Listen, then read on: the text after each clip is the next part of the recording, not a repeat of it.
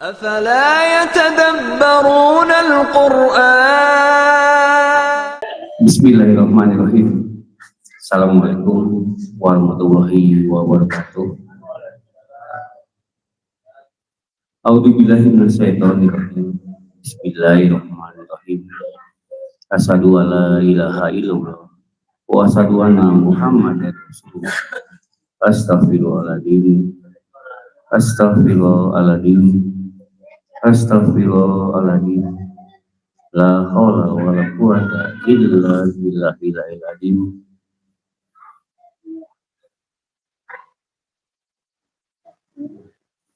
Alhamdulillah. Pertama-tama yang sama-sama kita hormati untuk pembina kita Jabotapo Wainal yang merangkap jadi ketua YPPI Pusat Garut Ketua Umum, dan juga yang sesama kita hormati untuk pembimbing kita, pembir dan asisten pembimbing Dewan Ustadz serta jajaran kepengurusan Jabotapo, para ikhwan, para akhwat, semoga senantiasa Gusti Allah berikan kekuatan iman Islam, sehat lahir batin, dimudahkan dan dilancarkan dalam segala urusannya, serta perlindungan dan pertolongan yang tidak bisa sangka-sangka. Amin ya rabbal alamin. Puja dan puji syukur kita kehadirat Allah Subhanahu wa Ta'ala, yang mana pada malam ini kita masih diberikan kekuatan iman Islam, sehat lahir batin, hingga kita dapat melangkahkan kaki kita ke ini makom acara rutin pengajian tiap malam. Salawat serta salam kita aturkan kepada junjungan Nabi akhir zaman, Nabi besar Nabi Muhammad Sallallahu Alaihi Wasallam, beserta keluarganya, beserta sahabatnya, tabi'in dan pengikut yang terdahulu. Semoga kita semua yang ada di makom ini termasuk yang di dalamnya. Alhamdulillah, baiklah, masuk aja kepada susunan acara pengajian malam ini. Untuk tema dikembalikan pada narasumber. Satu, pembacaan kalam ilahi yang akan dibacakan oleh Jaman. Kedua, buku hikmah yang akan disampaikan oleh Jaman. Ketiga, pembacaan cahaya iman yang akan dibacakan oleh Mas Paimin. Keempat, sambutan Dewan Pengurus yang akan disampaikan oleh Mas Bani. Kelima, sambutan Ketua Umum Pusat Garut Dewan Pembina Jabotapo Wainal. Keenam, para jihati yang akan disampaikan oleh Om Irwan. Yang ketujuh, munajat yang akan dipimpin oleh Mas Dino. Yang kedelapan, santapan jasmani. Yang 9, penutup subuh berjamaah. Baik, langsung aja kepada susunan acara pertama, yaitu pembacaan kalam ilahi yang akan dibacakan oleh Jaman, lalu dilanjutkan dengan buku hikmah. Waktu tempat dipersilakan.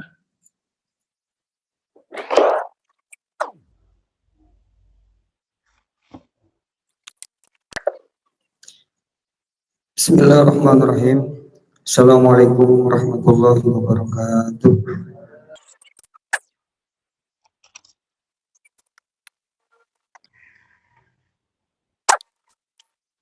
A'udzu billahi minasyaitonir rajim.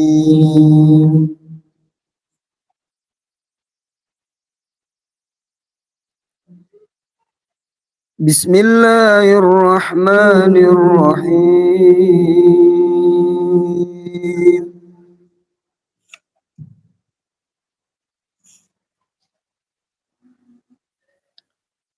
فلما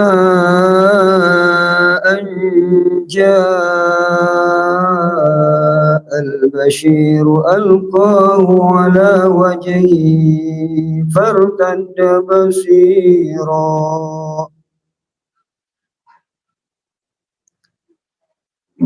قال ألم أقل لكم إني أعلم من الله ما لا تعلمون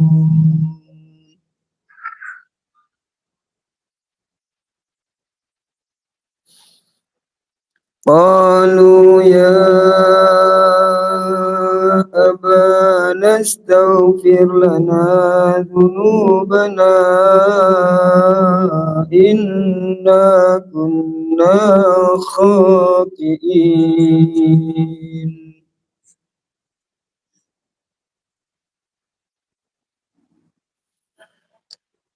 قال سوف أستغفر لكم ربي إنه هو الغفور الرحيم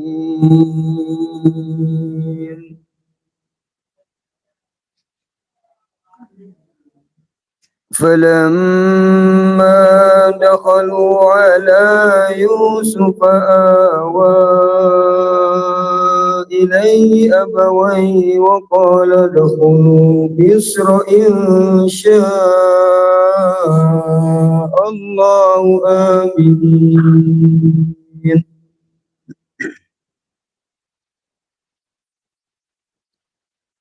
ورفع أبويه على الأرش وخروا له سجدا وقال يا أبت هذا تأويل رؤياي من قبل قد جعلها ربي حقا وقد أحسن بي إذ أخرجني من السجن وجاء بكم من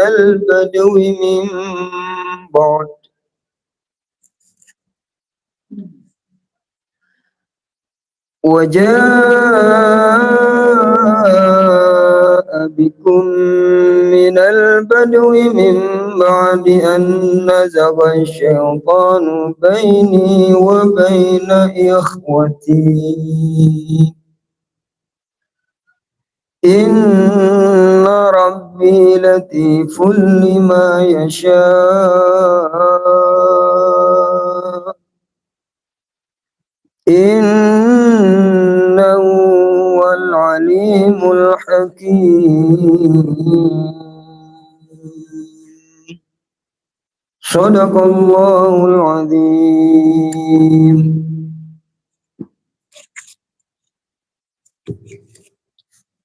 Baik, yang saya bacakan surah Yusuf ayat 96 sampai 100 yang artinya tatkala telah tiba pembawa kabar gembira itu, maka diletakkan baju gamis itu ke wajah Yakub. Lalu kembalilah dia dapat melihat. Berkata Yakub, tidakkah aku katakan kepadamu bahwa aku mengetahui dari Allah apa yang kamu tidak mengetahuinya? Mereka berkata, wahai ayah kami, mohonkanlah ampun bagi kami terhadap dosa-dosa kami. Sesungguhnya kami adalah orang-orang yang bersalah atau berdosa. Yakub berkata, aku akan memohonkan ampun bagimu kepada Tuhanku. Sesungguhnya dialah yang maha pengampun lagi maha penyayang. Maka tatkala mereka masuk ke tempat Yusuf merangkul ibu bapaknya dan dia berkata, masuklah kamu ke negeri Mesir, insya Allah dalam keadaan aman. Dan ia menaikkan kedua ibu bapaknya ke atas singgasana. Dan mereka semuanya merebahkan diri seraya sujud kepada Yusuf. Dan berkata Yusuf, wahai ayahku, inilah takbir mimpiku yang dahulu itu. Sesungguhnya Tuhanku telah menjadikannya suatu kenyataan. Dan sesungguhnya Tuhanku telah berbuat baik kepadaku ketika Dia membebaskan aku dari rumah penjara dan ketika membawa kamu dari dusun padang pasir. Setelah setan merusakkan hubungan antaraku dan saudara-saudaraku. Sesungguhnya Tuhanku maha lembut terhadap apa yang Dia kehendaki. Sesungguhnya Dialah yang maha mengetahui lagi maha bijaksana. Bismillah, alhamdulillah. A'udzu billahi minasyaitonir rajim. Bismillahirrahmanirrahim. Asyhadu an la ilaha illallah wa asyhadu anna Muhammadar Rasulullah. Astaghfirullahaladzim, astaghfirullahaladzim, astaghfirullahaladzim. La haula wa la quwwata illa billahil aliyyil azim.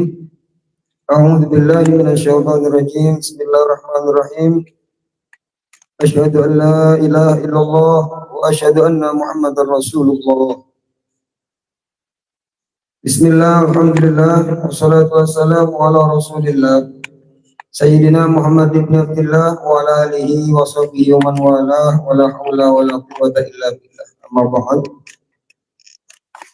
Hadratul Mukarram wal Mukarram yang sama-sama kita hormati, sama-sama kita muliakan dan sama-sama kita banggakan Ketua Umum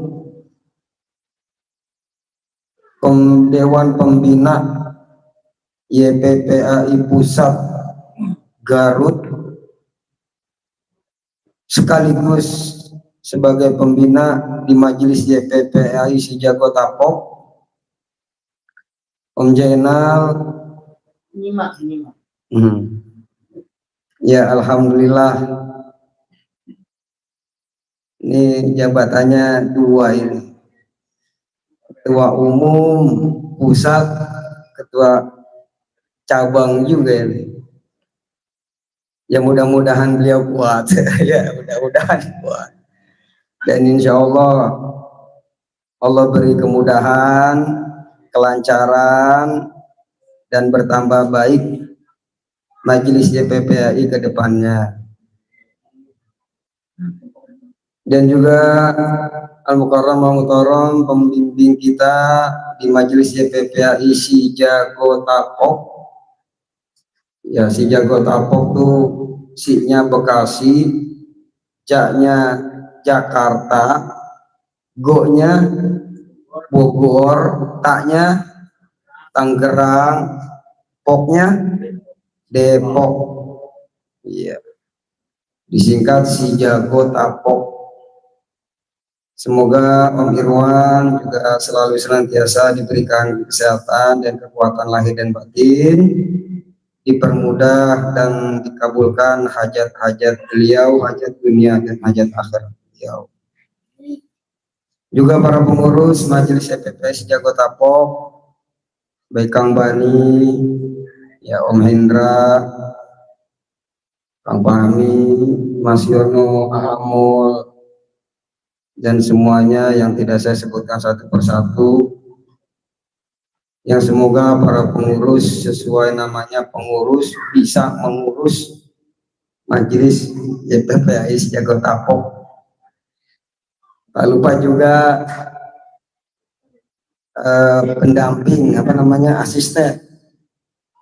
asisten pembimbing yang semoga selalu senantiasa mendampingi pembimbing kita, Mas Ino, dan juga Bang Kelly, yang semoga beliau pun bisa hadir kelak di tengah-tengah kita, dan semoga beliau juga selalu diberi kesehatan lahir batin, diberi kekuatan lahir batin, sehingga bisa terus mendampingi Majelis YPPAI Sejago Tapok untuk lebih maju ke depannya.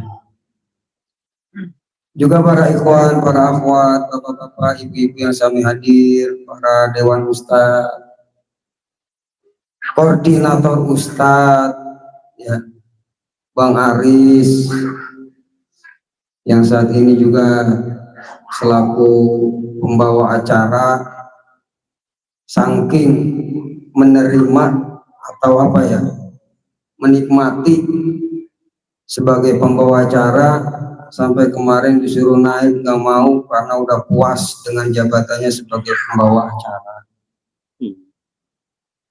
Mudah-mudahan beliau juga selalu diberikan kesehatan lahir batin, wafat lahir batin, dan dapat curahan rahmat karunia dari Gusti Allah Subhanahu wa taala. Juga dari Garutnya Bang Ade sama Pak Mansur. Ada S-nya nggak? Ya alhamdulillah dari Garut sampai ke sini, mudah-mudahan di setiap langkah atau di setiap perjalanannya diberkahi oleh Gusti Allah Subhanahu wa taala. Dan kita semua yang hadir di sini juga, setiap langkah kita, ya kalau emang nggak jalan kaki ya bukan langkah, berarti hitungannya apa? Roda motor kita yang berputar, setiap putarannya mendapat limpahan rahmat dan keberkahan dari Gusti Allah Subhanahu wa taala. Pak Gunawan juga yang dari Parung bawa motor, alhamdulillah sampai. Yang dari jauhnya semuanya, mudah-mudahan keberkahan dari Gusti Allah semakin ditambah ya kepada kita semua. Yang penting mah ya kudu disyukurilah. Yang penting tuh kita nyampe ke sini, itu yang penting. Kalau ngikutin ego kagak ada habisnya, nggak ada ujungnya. Punya mobil, ikhwan, keinginannya diijabah sama Gusti Allah. Punya mobilnya diijabah, tapi datangnya nggak kesampaian. Coba ketika datang bahasanya alhamdulillah, walaupun kita naik motor seadanya, ya seadanya motor maksudnya, tapi kita bisa hadir di majelis ini, alhamdulillah. Mungkin kalau bahasanya begitu beda lagi, kalau diantaranya ada yang punya mobil, mungkin ya. Ya itulah kita manusia tuh kadang suka begitu. Tidak atau kurang mensyukuri apa yang sedang kita jalani, apa yang sedang kita miliki. Banyak kisah-kisah kayak Salabah dulu kan. Salabah itu kan rajin ke masjid, tapi setiap selesai sholat nggak ikut zikir, nggak ikut doa, sehingga sahabat yang lain melihatnya kayak iskal, kayak apa namanya, bertanya-tanya lah, ini Salabah buat sholat langsung pergi ngadu kepada Kanjeng Nabi.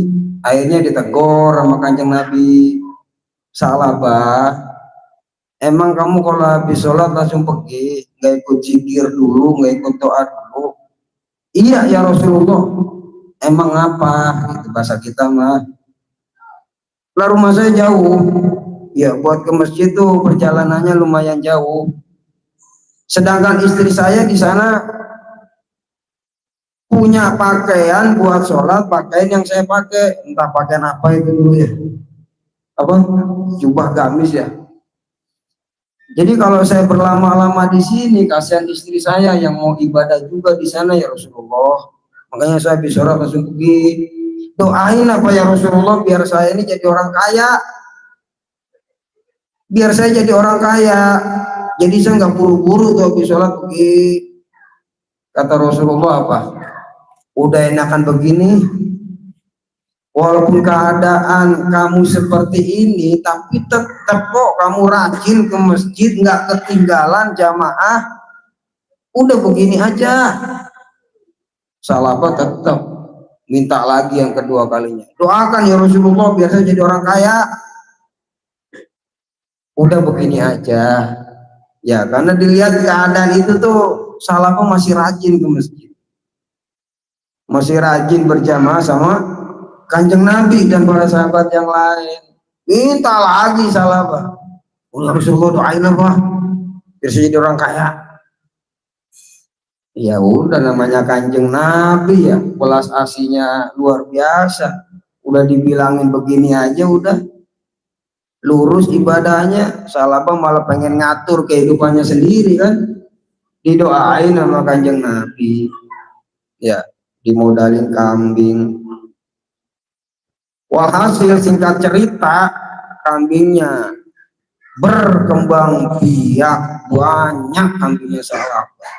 Sampai dikisahkan itu Madinah penuh dengan kambingnya Salabah. Di sini ada, sono ada, pokoknya di mana-mana ada kambingnya Salabah. Walhasil apa? Setelah keinginannya kesampaian, justru ingkar,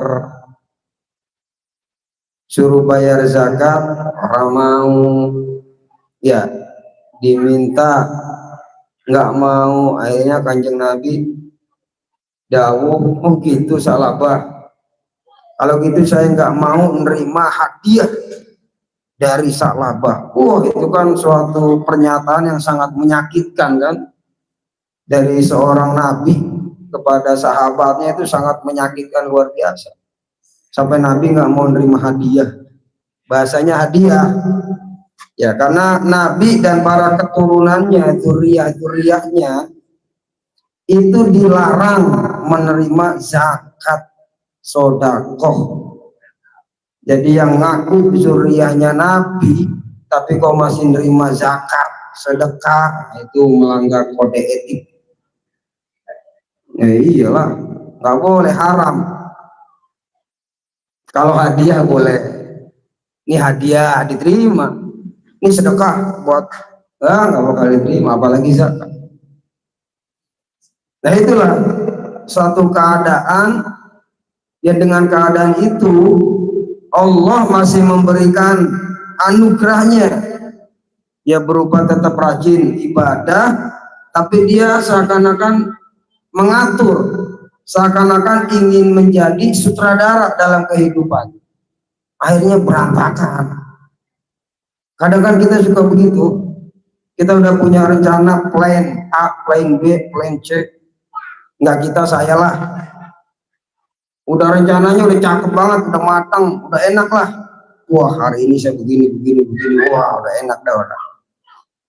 Tapi baru melangkah itu seakan-akan semua rencana kita diacak-acak, hancur, berantakan.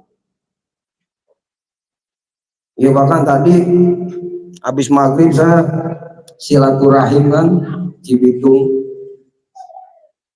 Nah saya mengkisahkan tentang perjalanan saya dulu bersama guru saya, ya mungkin pernah saya ceritakan, cuma nggak apa-apa, emang harus diulang-ulang. Jadi waktu kuliah diminta guru saya untuk nganterin ke daerah mana, Kalimalang. Saya anterin lah naik motor. Di tengah perjalanan ban bocor, mana panas lagi. Saat itu saya udah kelimpungan, udah gimana perasaan kan, kita goncengin guru yang pengennya kita mah perjalanannya mulus, nggak ada halangan, nggak ada hambatan, nganterin guru sampai tujuan dengan aman lah, nggak ada halangan. Tiba-tiba ban bocor, udah macam-macam tuh pikiran, perasaan campur aduk, sampai motor disalahin lah, motor sialan tuh bocor begitu, motor disalahin. Motor kalau bisa ngomong dia nyalain kita juga. Hantu bawa motor ke gubernur itu udah paku dilindas. Ya paku kalau bisa ngomong dia mau komplain juga, udah tahu kok paku pakai dilindas ya. Udah nggak ada yang benar. Waktu itu guru saya nenangin dengan bahasa beliau, "Man, ingat man." "Ya Pak." "Sawabikul himam la tukhrik waswarul aqdam." "Oh iya Pak." Wah, dengar pernyataan beliau tuh langsung adem perasaan. Tadinya panas kan, kecewa, nggak terima dengan keadaan, akhirnya luluh nih hati, adem nih hati.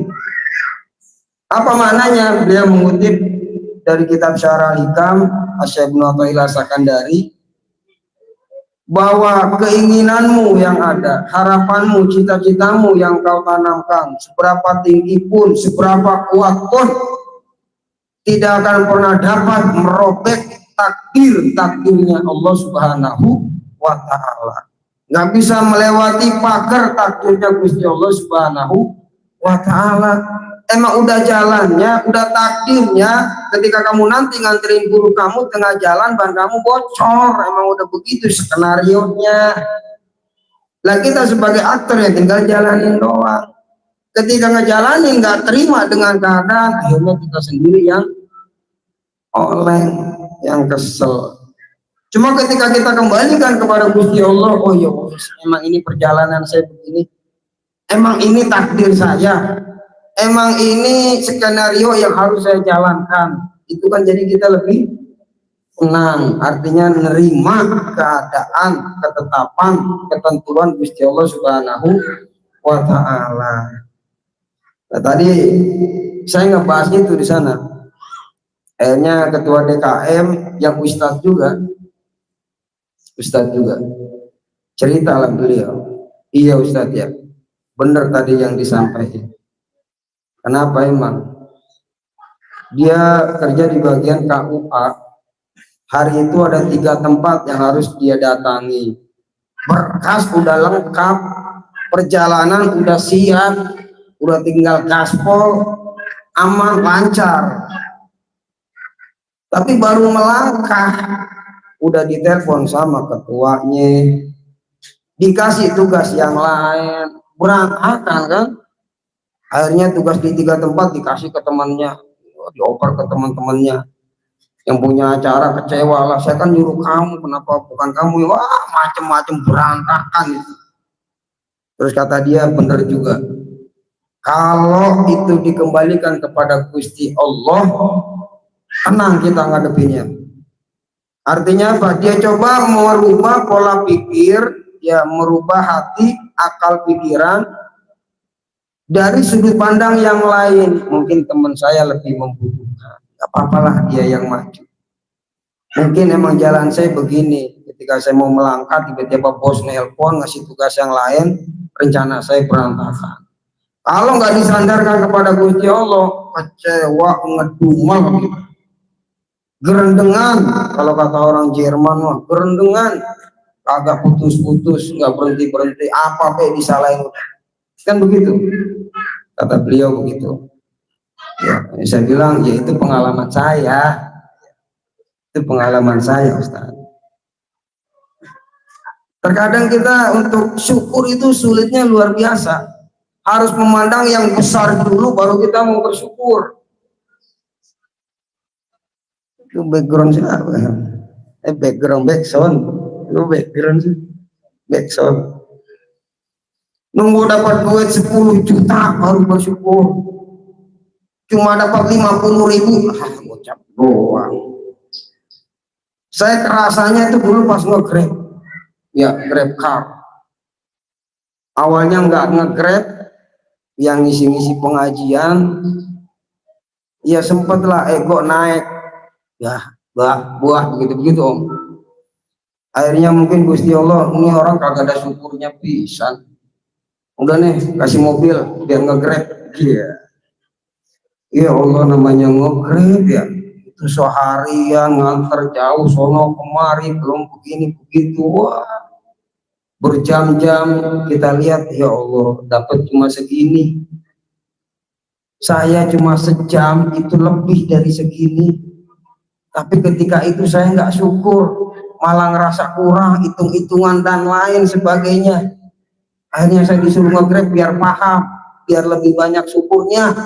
Untuk dapetin segini tuh kamu harus per hari-hari capek, nahan lapar, nahan haus, baru dapat segini guys. Akhirnya oh iya juga ya. Jadi untuk bersyukur nggak harus melihat yang gede, yang kecil. Itu pun kalau kita syukuri, maka akan luas pandangan kita terhadap dunia.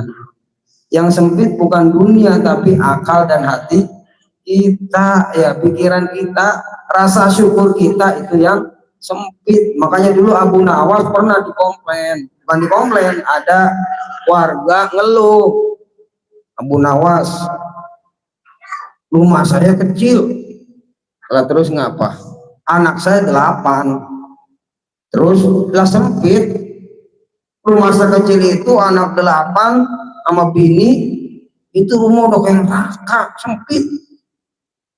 Solusinya gimana? Oh gampang, kata Bu Nawas. Kamu punya duit, banyak duit mah, beli anak domba bisa? Ya bisa, beli anak domba taruh dalam rumah. Siap, beli anak domba taruh di dalam rumah. Seminggu 2 minggu nggak betah Bu Nawas ya, udah tahu rumah sempit, suruh beli anak domba. Datang lagi, Bu Nawas, tambah sempit rumah saya, makin sumpah, ada solusi lain nggak? Oh ada, ya udah kamu beli anak bebek unggas ya, bebek apa ayam, beli satu lagi dah, enak dan antar rumahnya. Oh iya, dibocah ngikutin lagi, dibeli itu bebek. Seminggu 2 minggu datang lagi, Bu Nawas, bukan tambah nyaman rumah saya, makin sumpah. Oh tinggal satu lagi yang harus kamu kerjain. Apa? Beli anak onta. Sanggup beli anak onta. Dia beli anak onta, taruh di dalam rumah. Udah rumah sempit, ditambahin domba, bebek, anak onta. Akhirnya seminggu 2 minggu datang lagi, Abu Nawas, saya udah nggak kuat, saya udah nggak tahan, nggak sanggup tinggal di rumah udah kayak neraka, udah nggak betah saya. Emang apa? Sumpah, tambah sumpah rumah saya. Ya udah, itu anak dombanya jual dah. Oh gitu, iya dijual anak domba. Alhamdulillah Bu Nawas, ngapa? Rumah saya agak lega karena udah nggak ada anak domba, udah nggak ada bau-bau domba. Ya udah sekarang anak bebeknya jual dah. Oh gitu, iya dijual. Alhamdulillah Bu Nawas, makin lega rumah saya, nggak ada bebek. Onta masih ada, lah masih jual juga, ada dijual. Akhirnya datang lagi ke Bu Nawas. Alhamdulillah rumah saya sekarang lega, aman saya tinggal di rumah.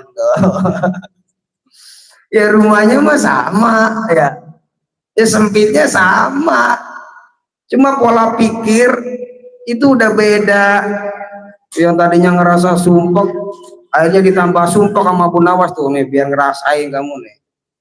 Kayaknya udah ngerasain tambah sumpek,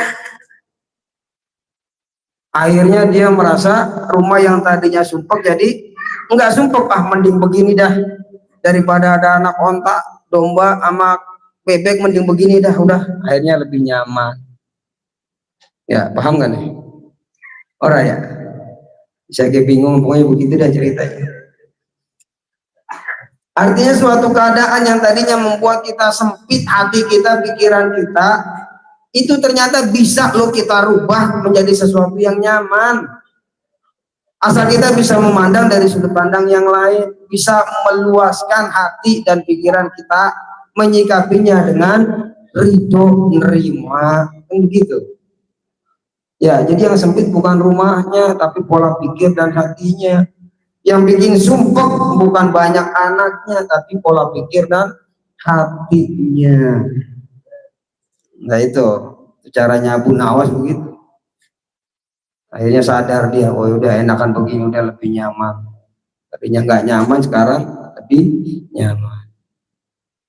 Karena model-model kita begitu, ya suka ikut ambil bagian sama sutradara. Itu sinetron yang ada di TV. Kalau dia nggak terima dengan perannya, nggak bakal dipakai. Di TV kan ada peran antagonis, ada peran protagonis, ya Om ya.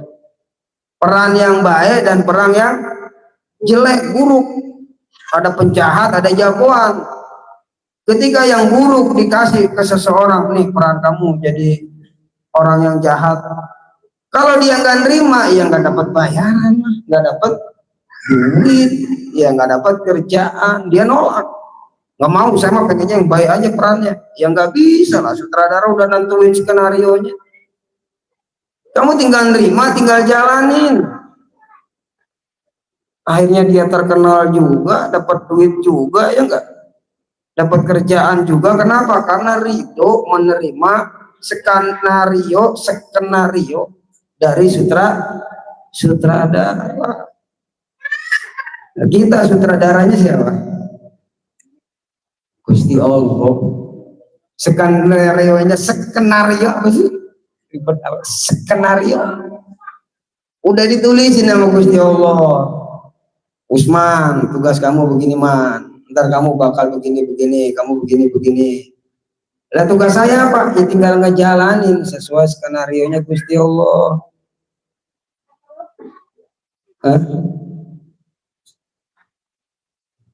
Ya kalau saya nggak terima ya kesel sendiri, sengsara sendiri. Ya enggak, masing-masing walaupun duduk satu majelis kan skenario-nya beda-beda. Keadaannya beda. Tugas kita ya itulah, cukup menerima keadaan kita dan jangan coba-coba ikut mengatur skenario yang telah Allah tuliskan, berantakan. Makanya jangan main-main. Yang boleh main-main di majelis ini cuma Kang Tatang. Main-main. Kang Tatang dong yang boleh main-main, yang lain nggak boleh. Ya, yaitu trik lah. Trik. Jadi yang penting wadah kita yang ada di dalam diri ini yang perlu kita luaskan. Sehingga yang masuk apapun kita tidak merasa sempit, nggak merasa sumpuk. Kisah yang tadi saya baca di surat Yusuf ayat 96 sampai 100 itu perjalanan tentang Nabi Yusuf alaihissalam yang punya saudara itu pada iri. Kenapa? Karena ayahanda Nabi Yakub sangat cinta kepada Nabi Yusuf. Karena iri akhirnya Nabi Yusuf dizolimi, dibawa ke hutan, pakaiannya dicopot, kembali kepada ayahanda mengabarkan, ayahanda Nabi Yusuf diterkam oleh binatang buas. Nih bajunya ada darahnya, baju ada darahnya, diterkam binatang buas, diolesin darah doang, tapi nggak sobek-sobek. Ya kurang cerdas. Orang disobek-sobek dulu gitu biar bener kelihatan, kasih darah doang. Akhirnya kenyataannya Pak Nabi Yusuf diceburin ke dalam sumur. Itu perjalanan Nabi Yusuf. Nabi ya, kita yang bukan nabi kadang sok-sok ngatur kan, ya Allah kenapa begini ya. Sekelas Nabi diceburin sama saudaranya sendiri, saudara kandung. Itu pada iri, kecuali satu yang namanya Bunyamin. Ya, itu nggak termasuk dari saudara yang iri, enggak. Tapi proses perjalanannya ya begitu, diceburinlah di sumur. Ternyata di sumur Allah beri keselamatannya. Ada celah-celah. Nabi Yusuf yang waktu itu masih kecil diem di celah itu.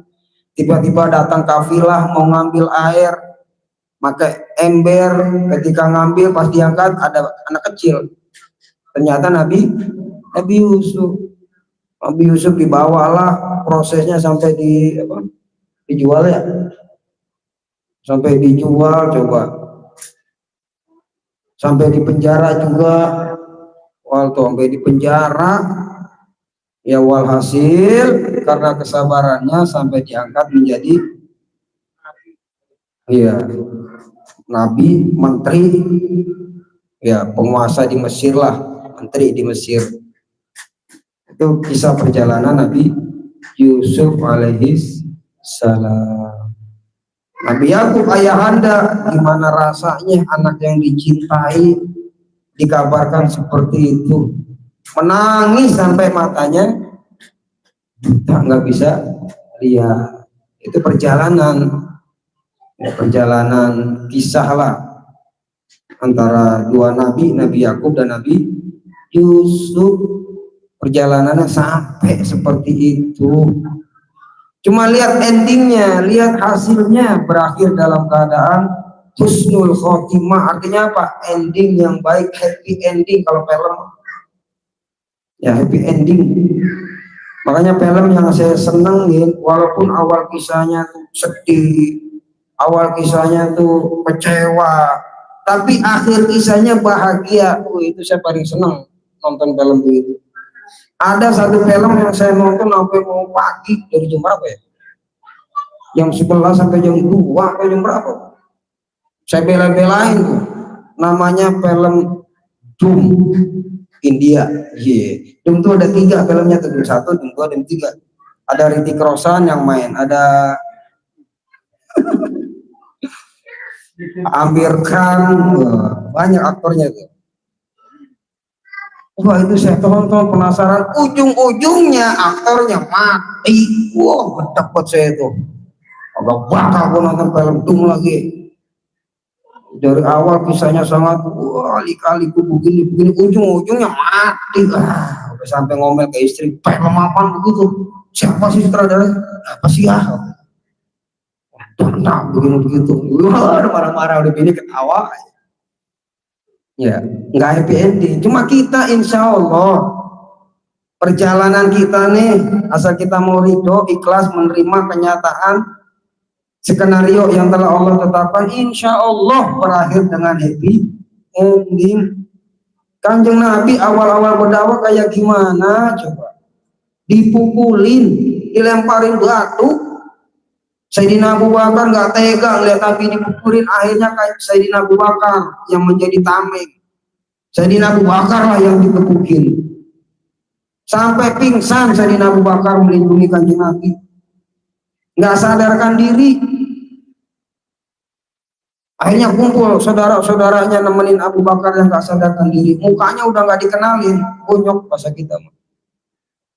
Udah pada sedih, tiba-tiba Abu Bakar sadar. Ketika sadar, kata yang pertama kali terucap, bagaimana keadaan Kanjeng Nabi? Nggak khawatir dengan keadaannya, padahal keadaannya sangat luar biasa itu. Sampai mukanya nggak bisa dikenalin, dikepukin. Sakitnya kayak gimana itu? Tapi pertama kali kata yang terucap setelah sadar, gimana keadaan Kanjeng Nabi? Sampai sekelilingnya yang belum masuk Islam pun nekor, Abu Bakar, keadaan kamu ini sangat menghiraukan. Masih mikirin Kanjeng Nabi, keadaan kamu lah yang kamu perhatikan juga. Saya cuma pengen tahu gimana keadaan Kanjeng Nabi. Oh, Kanjeng Nabi nggak apa-apa. Ya udah, kalau Kanjeng Nabi nggak apa-apa, nggak ada masalah dengan diri saya. Sakitnya nggak dirasa. Ya, karena bahagia orang yang dicintai kagak ngapa-ngapa. Itu perjuangan Kanjeng Nabi tuh. Pengen orang baik padahal, pengen nih orang bener, pengen nih orang selamat dunia akhiratnya yang diajak sama Nabi. Tapi prosesnya luar biasa. Tapi endingnya apa? Dalam perjalanannya sampai Nabi hijrah ke Madinah, ternyata sudah Allah siapkan suku Aus dan suku Hajraj yang turun-temurun menjadi musuh bebuyutan, akhirnya bisa damai di tangan Kanjeng Nabi Muhammad Shallallahu Alaihi Wasallam. Ketika Nabi hijrah ke Madinah, langsung disambut oleh para pecintanya kaum muslimin, disambut dengan bacaan tola'al qala'al badru alaina min thaniyatil wada wajaba syukru alaina mad'alil laida. Pakai tabuhan nggak Om? Pakai waktu itu, makanya di sini adain. Adain hadron, adanya baru gitar doang, ntar kita di tam-tam lah kalau nggak ada. Wah, pakai hadron begini, dan pakai. Kanjeng Nabi disambut di Madinah, sampai berkembang Islam di Madinah. Tuh endingnya kan dipersahabatkanlah sahabat Muhajirin dan sahabat Ansor, orang-orang Mekah yang dulu ikut sama Nabi, ayo bareng hijrah. Orang Ansor yang memang sudah dibentuk oleh Kanjeng Nabi siap mempersaudarakan. Muhajirin yang belum punya istri nih, saya punya saudara, saya punya adik, dipersaudarakan lewat pernikahan. Rumah udah tinggal di rumah saya begini. Akhirnya Islam berkembang pesat sehingga pada tahun 8 Hijriah terjadi Fathu Makkah. Kaum muslimin menguasai kota Mekah dari 4 penjuru mata angin. Kaum kafir Quraisy kelabakan waktu itu. Oh, Kanjeng Nabi bawa pasukan. Jangan-jangan pengen balas dendam. Udah pada ketakutan. Akhirnya kata Kanjeng Nabi apa? Siapa yang masuk ke rumahnya Abu Sufyan aman. Siapa Abu Sufyan? Pentolan orang kafir Quraisy, ketuanya orang kafir Quraisy. Tapi kata Kanjeng Nabi apa? Yang masuk ke rumahnya Abu Sufyan aman. Enggak, terus mana Abu Sufyan? Dulu saya dimusuhin. Mana ketuanya? Bantai. Enggak. Masuk ke rumah Abu Sufyan aman. Yang masuk ke rumahnya aman. Kita datang nggak bawa senjata, kita datang dengan kedamaian. Terjadi Fathu Makkah yang diabadikan dalam surat An-Nasr. Idza jaa nasrullahi wal fath wa ra'aitan nasa yadkhuluna fi dinillahi afwaja. Fasabbih bihamdi rabbika wastaghfir innahu kana tawwaba.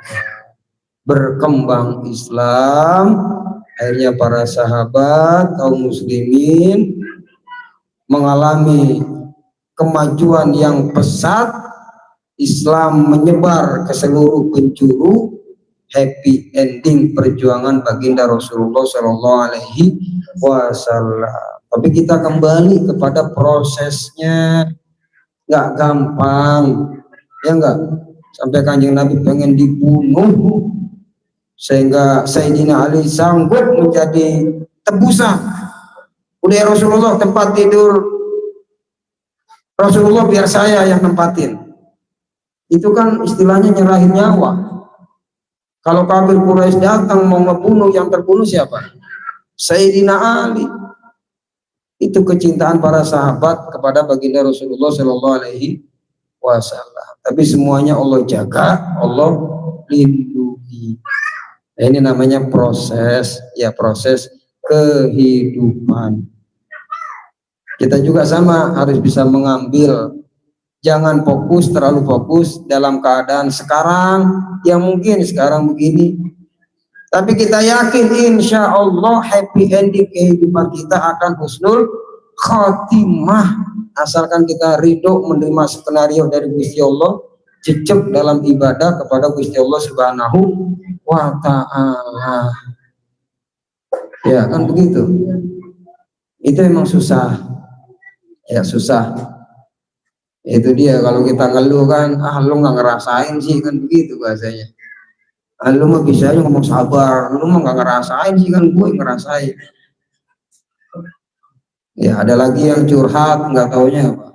Wah ternyata ada yang lebih parah dari gue kehidupannya. Iya. Akhirnya curhat seneng, hilang tuh. Duka citanya hilang. Gara-gara tahu ya kalau yang diajak ngomong lebih parah masalahnya dari dia. Makanya perlu adanya silaturahim. Kita kumpul begini manfaatnya banyak. Emang karena pahala orang kelihatan, jadi kita biasa aja om ya. Orang kelihatan sih pahala, ya dosa lagi orang kelihatan, ya pahala lagi orang kelihatan. Tujuannya apa? Biar kita lempeng jalannya, mengharap ridho Allah, nggak ngarepin pahala. Pahala mau otomatis. Kayak kita kerja di PT, nggak usah ngarepin gaji. Asal kita kerja nanti bakal dibayar gitu loh. Gak usah ngarepin gaji, udah pasti dikasih. Kita ibadah udah pasti Allah kasih pahala. Jangan ngarepin pahala, tetap fokus kepada yang kita ibadahi Gusti Allah Subhanahu wa Ta'ala. Ya, kan begitu. Banyak cara-caranya Gusti Allah biar kita kembali kepadanya, biar kita merapat, biar kita jinak. Caranya Gusti Allah banyak, cuma terkadang kita nggak menyadari.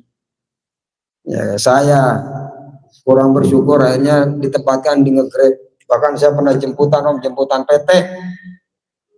Ya, PT di kawasan MM.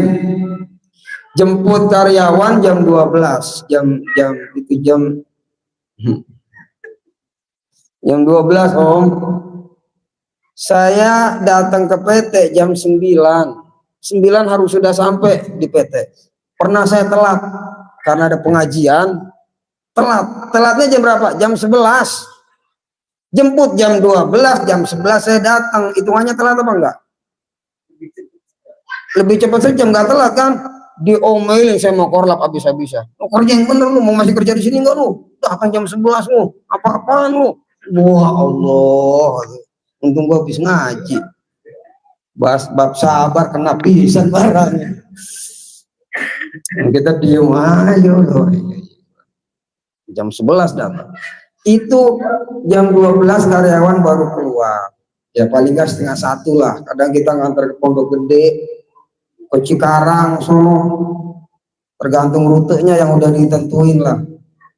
Itu sekali jalan dapat 50.000 sekali jalan.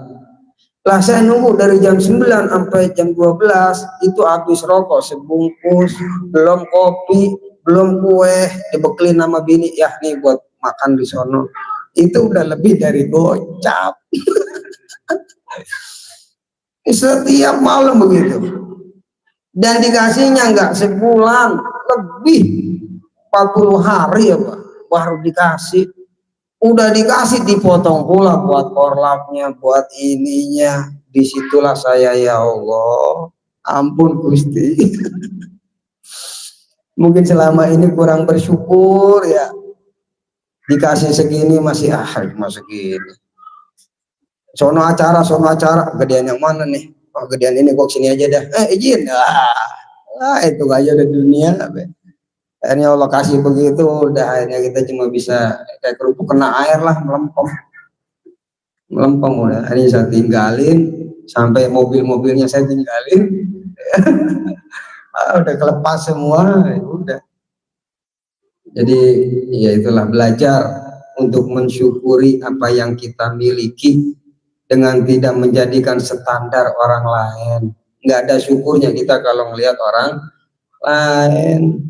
Ya, teman-teman udah jadi, ada teman saya jadi anggota dewan, ada yang punya pesantren, yang punya sekolah, wah, yang punya bini 2 ada, yang kemarin punya mobil 2, 3 ada.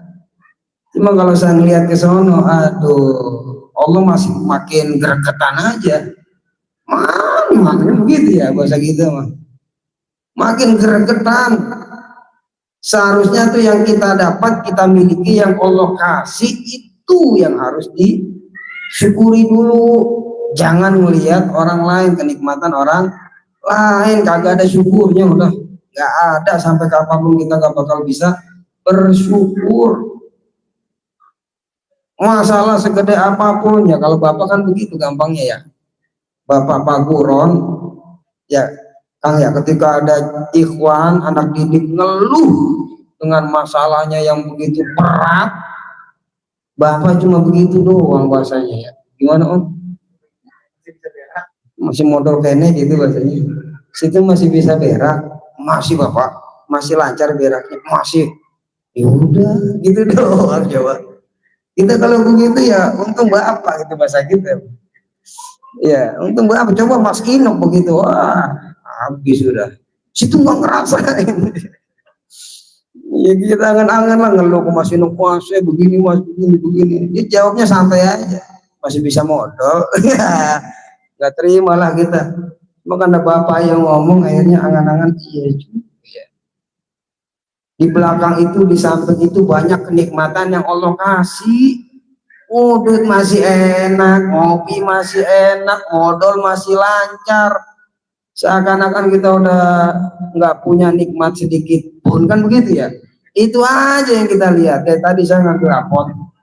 Ya kemarin karena ngurusin rapot seharian Om, jadi lelah mungkin sampai kebablasan. Alasan biasa, kudu ada alasan. Ngambil rapot, adalah beberapa siswa itu yang nilainya di bawah KKM 15 Om. KKM-nya 70, nilainya 15, 20. Ada yang 80, 70. Sudah saya kasih ke ibunya, 5 hasil anak ibu. Oh, parah banget ya. Ini orang bukan belajar, aku belajar susah banget HP. Kerendengan tuh mama, saya biarin. Udah kelar, udah capek. Bu, lihat angka yang paling bagus di sini. Angka berapa? 8. Ada 9 juga ada. Ini 86. Udah itu aja yang dilihat. Yang jelek abaikan. Lah kok gitu Pak Guru, nggak bisa begitu? Ya udah, ibu rasain sendiri keselnya dah. Ibu kalau ngelihat yang jelek kesel terus. Anak nggak bisa dituntut untuk bisa sempurna semuanya nilainya bagus, nggak bisa. Gurunya aja nggak bisa. Guru matematika suruh ngajar nahu nggak bisa. Guru nahu suruh ngajar matematika ya puyeng. Gurunya aja nggak bisa. Anak suruh dituntut bisa-bisa semua, nggak bisa Bu. Gitu ya Pak. Ya udah, penting anak masih semangat sekolah, masih mau belajar, udah kelar urusan. Ibu tugasnya doain aja. Iya Pak, akhirnya iya aja dia. Yang tadinya udah kesel banget, pokoknya anak saya pulang, macam-macam dah. Ya udah Pak, makasih Pak. Iya, gitu ya. Jadi ngelihatnya tuh yang bagusnya, jangan yang jeleknya. Pas terakhir ada guru juga Om. Jadi ada 2 kelas nih, saya A, teman saya B. Semua anak guru kumpul di saya semuanya. Kan ribet Om. Anak guru di sini semua lagi. Nah, ada salah satu guru datang, dilihat, ya Allah parah amat anak saya ini, nilai 2, 3, 4, bener-bener nih belajar begini, marah-marah lagi. Udah ngedumel, saya biarin aja dulu. Udah capek, dia tuh kalau dapat nilai jelek dibuang, nggak dikasihin ke orang tuanya. Tapi kalau nilai bagus dikasihin, bener-bener tuh anak saya tuh. Saya gampang aja jawabnya, anak bapak luar biasa. Oh gitu Pak Guru. Kenapa nilai jeleknya nggak mau dikasih ke bapak? Dia nggak mau nyakitin hati bapak. Kenapa nilai bagusnya dikasih? Dia pengen nyenengin orang tua. Itu luar biasa Pak. Oh iya ya. Aduh, kadang kita suka memandang dari sudut yang jeleknya aja sih, kan begitu ya. Cari sudut pandang yang enak gitu, yang baik. Nyuduti begitu aja. Nilai bagus semua, cuma 1 yang jelek. Yang dilihat yang 1. Rankingnya masuk 3 besar, bagus semua 9, 8, cuma ada 1 pelajaran yang anjlok, 2 pelajaran 3. Bingungnya saya begitu, yang dilihat yang jeleknya. Aduh, pelajaran ini jelek banget anak saya, kurang nih belajarnya, wah ini begini, saya dengar nih. Ibu, anak ibu ranking berapa? Ranking segini, bagus nggak? Bagus. Nilainya bagusan, banyak yang bagusnya apa yang jeleknya? Yang bagusnya lah, yang jeleknya paling beberapa. Kenapa yang dilihat yang jeleknya doang? Ini yang bagusnya lebih banyak. Lihat yang bagusnya lah. Iya Pak, tapi kan saya, wah ya saya mau kata saya mau. Udah kata saya, nggak usah ngeliatin nilai, nggak usah mikirin nilai. Ini anak mau sekolah mau belajar, udah alhamdulillah. Nih syukuri nih yang nilainya cakep, yang jelek abaikan. Iya, bahasa saya begitu, abaikan. Namanya mama ya tetap aja. Wah ini harus belajarnya lebih giat ini, bodoh amat, bodoh amat terserah. Ya intinya itulah, kita belajar melihat sudut pandang yang lain yang bisa memicu, menumbuhkan rasa syukur kita kepada Gusti Allah Subhanahu wa Ta'ala. Jadi itu aja yang bisa saya sampaikan. Kurang lebihnya saya mohon maaf. Semoga Gusti Allah Subhanahu wa Ta'ala senantiasa melimpah ruahkan rahmat, keberkahan, pertolongan kepada kita semua, memberikan kemampuan kepada kita untuk senantiasa mendekatkan diri kepadanya, senantiasa jejak dalam ajaran ini, dan semoga Gusti Allah selalu melindungi kita, menjauhkan kita dari mara bahaya dan pengaruh-pengaruh baik di dalam diri maupun di luar. Kurang lebihnya saya mohon maaf, saya akhiri. Hadanallahu wa iyyakum ajmain. Wassalamualaikum warahmatullahi wabarakatuh.